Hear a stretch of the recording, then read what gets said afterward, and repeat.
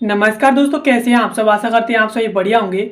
मैं Sachin consider IAS की एक और नई वीडियो में आप सभी का स्वागत करता हूं। दोस्तों, हाल ही में सुप्रीम कोर्ट ने एक डिसीजन लिया है जिसमें उन्होंने जो रोहिंग्या यानी जो अपने देश के नहीं है, किसी दूसरे देश के आकर के शरणार्थी के तौर पर भारत में आकर रह रहे हैं, उनके बच्चों को पढ़ने के लिए, उन्हें शिक्षा देने के लिए, उन्हें साक्षर बनाने के लिए सुप्रीम कोर्ट ने डिसीजन लिया है। कोर्ट ने कहा है कि उन बच्चों को जो रोहिंग्या हैं, उनके पास आधार कार्ड नहीं है, वो भी सरकारी स्कूल में जाकर पढ़ सकते हैं, ऐसा डिसीजन लिया है। और उन्हें अदर बेनिफिट्स भी देने की बात कही है, जिन्हें आज के इस वीडियो में हम समझने वाले हैं। मेरे साथ वीडियो में अंत तक बने रहिए। खबर है, सुप्रीम कोर्ट, रोहिंग्या बच्चों को सरकारी स्कूलों में मिल सकेगा प्रवेश। सुप्रीम कोर्ट ने दिया अहम निर्देश, यानी सुप्रीम कोर्ट ने बच्चों के हित के लिए, उन्हें पढ़ाने के लिए सुप्रीम कोर्ट ने एक अहम निर्देश दिया है।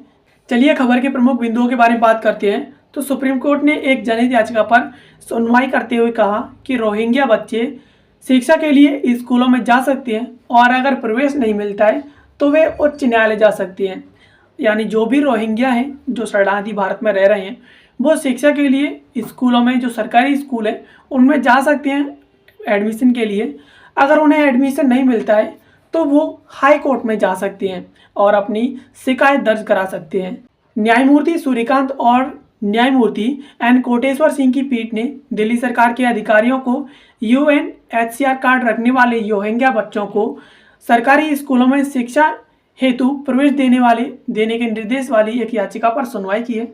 यानी अभी हाल ही में सुप्रीम कोर्ट ने एक ऐसी याचिका पर सुनवाई की जिस याचिका में कहा गया है कि कोर्ट दिल्ली सरकार को इस बात का निर्देश दे कि वो रोहिंग्या बच्चों को स्कूलों में, जो खासकर सरकारी स्कूल हैं, उनमें शिक्षा के लिए प्रवेश की अनुमति दे।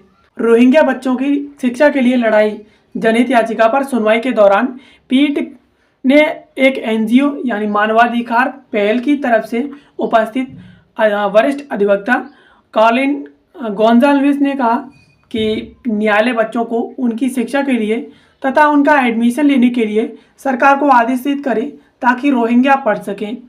यानी इन बच्चों की शिक्षा के लिए एक एनजीओ है, रोहिंग्या मानवाधिकार पहल, इसकी तरफ से वरिष्ठ अधिवक्ता आए थे।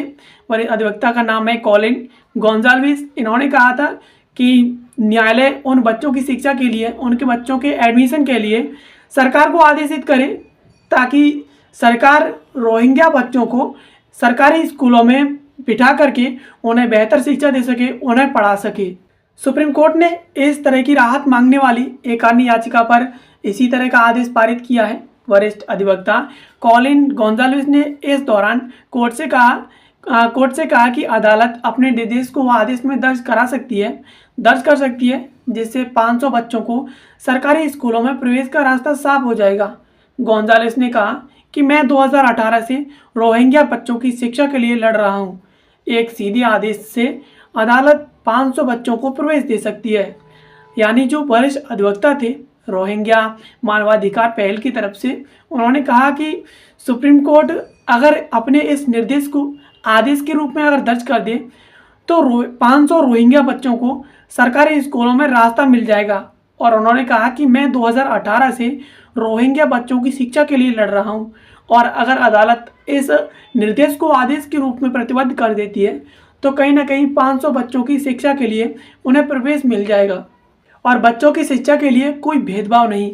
हाल ही में सुप्रीम कोर्ट की पीठ ने कहा कि इस मामले में वह वही आदेश पारित कर रही है जो उसने रोहिंग्या बच्चों के मामले में एक जनहित याचिका पर पारित किया था। यानी इस संबंध में पूर्व में एक जनहित याचिका सुप्रीम कोर्ट में आ चुकी है, उस पर सुप्रीम कोर्ट ने जो आदेश पारित किया था वही आदेश इस जनहित याचिका पर भी पारित किया है। 12 फरवरी को शीर्ष अदालत ने कहा था कि शिक्षा प्राप्त करने में किसी भी बच्चे के साथ भेदभाव नहीं किया जाएगा। यानी 12 फरवरी को एक याचिका पर सुनवाई की थी सुप्रीम कोर्ट ने, जिसमें कोर्ट ने कहा था कि शिक्षा के लिए किसी भी बच्चे के साथ कोई भी भेदभाव नहीं किया जाएगा। और ये बात कहता है जो आर्टिकल 21A है भारतीय संविधान का, अनुच्छेद 21 है, वो कहता है कि कोई भी बच्चा फ्री है और उसकी कंपलसरी एजुकेशन के लिए वो फ्री है और उसके पास ये अधिकार है कि वो पढ़ सकता है और उसे पढ़ने का जो सरकार की तरफ से पूरी तरीके से ये राइट दिए गए हैं, कॉन्स्टिट्यूशनली राइट दिए गए हैं कि वो पढ़ सकता है। किसी भी बच्चे को किसी भी भेदभाव के आधार पर शिक्षा से वंचित नहीं किया जा सकता। केंद्र और दिल्ली सरकार को निर्देश देने की मांग की गई। यानी इस याचिका में केंद्र और दिल्ली सरकार को निर्देश देने की मांग की गई कि वे शहर में रोहिंग्या शरणार्थियों को सरकारी स्कूलों और अस्पतालों में पहुंच प्रदान करें। यानी ये जो याचिका दाखिल की गई थी सुप्रीम कोर्ट में, इस याचिका में कहा गया था कि न्यायालय केंद्र और दिल्ली सरकार को इस बात के निर्देश दे, उन्हें आदेशित करें कि दिल्ली सरकार रोहिंग्या शरणार्थियों के बच्चों को, रोहिंग्या शरणार्थियों को स्कूलों में एडमिशन दे और इसके साथ साथ उन्हें अस्पतालों तक पहुंच प्रदान करें ताकि वो बेहतर भविष्य के लिए पढ़ सकें और अपने स्वास्थ्य के लिए इस हॉस्पिटल से दवाएं ले सके। रोहिंग्या शरणार्थियों की मांगी जानकारी। 31 जनवरी को सर्वोच्च न्यायालय ने एक एनजीओ से कहा कि वह अदालत को बताए कि रोहिंग्या शरणार्थी आखिर कहां कहां शहर में बसे हुए हैं और उन्हें कौन कौन सी सुविधाएं मिल रही हैं। यानी 31 जनवरी को ही सुप्रीम कोर्ट ने कहा था एनजीओ से कि वो बताएं कि जो रोहिंग्या शरणार्थी है, जिनकी शिक्षा की आप बात कह रहे हैं, वो शहर में कहां कहां पर बसे हुए हैं और इसके साथ साथ उन्हें कौन कौन सी सुविधाएं मिल रही हैं।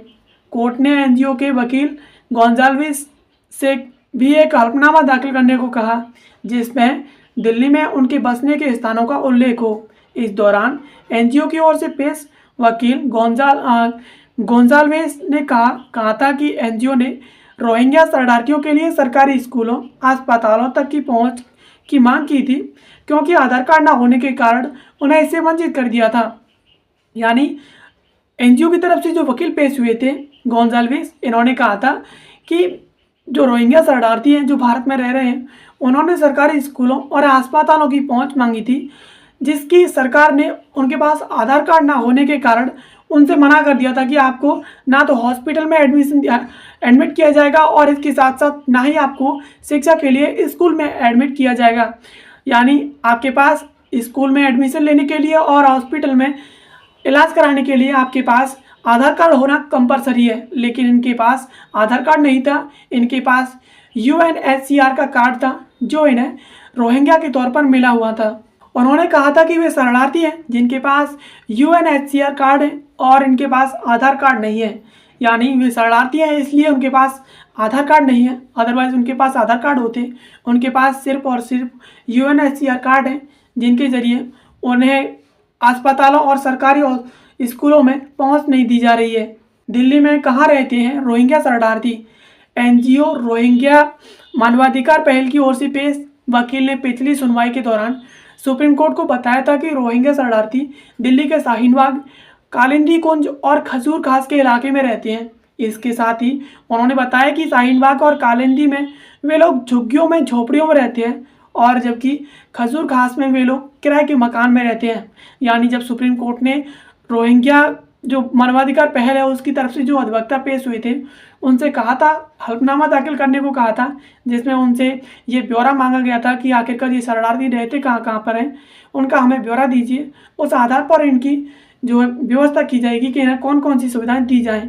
तो अधिवक्ता ने बताया था कि ये कालिंदी कुंज में झुग्गियों में, शाहीनबाग में झुग्गियों में, झोपड़ियों में रहते हैं और इसके साथ साथ जो खजूरी खास है उसमें ये किराए के मकानों में रहते हैं।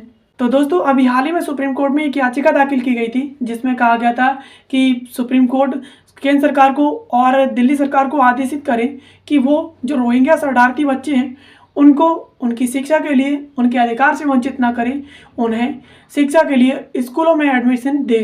तो इस पर सुप्रीम कोर्ट ने कहा कि पहले तो हमें ये बताइए कि आखिरकार रोहिंग्या शरणार्थी दिल्ली में कहाँ कहाँ पर रह रहे हैं और उन्हें किन किन सेवाओं का एक्सेस है, यानी उन्हें कौन कौन सी सुविधाएं मिल रही हैं।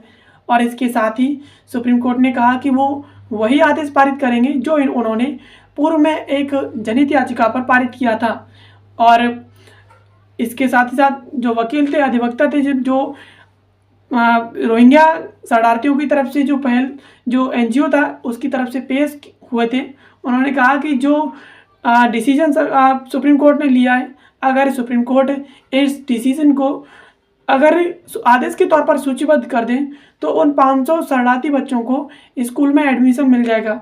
दरअसल सुप्रीम कोर्ट ने कहा था कि किसी भी रोहिंग्या बच्चे को उनकी शिक्षा के अधिकार से वंचित नहीं किया जा सकता।